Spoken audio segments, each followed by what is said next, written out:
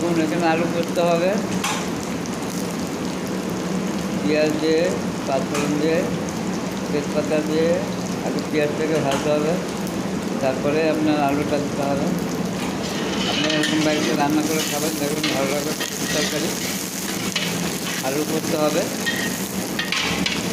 পেঁয়াজটাকে একটু ভেজে নেবেন, পাঁচফোড়ন দিয়ে ফোড়ন দিয়ে তারপরে পেঁয়াজ দেবেন, পেঁয়াজটা একটু ভাজবেন, তারপরে আলু দেবেন। দেখবেন সবজির তরকারিটা ভালো লাগবে।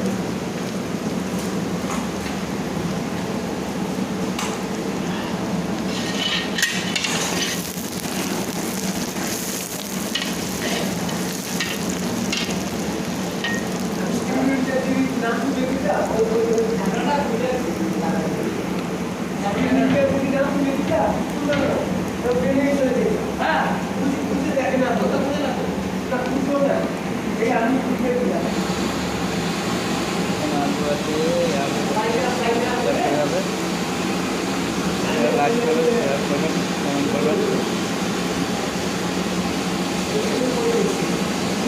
আলু আছে, আলু দিয়ে সবজি তরকারি হবে।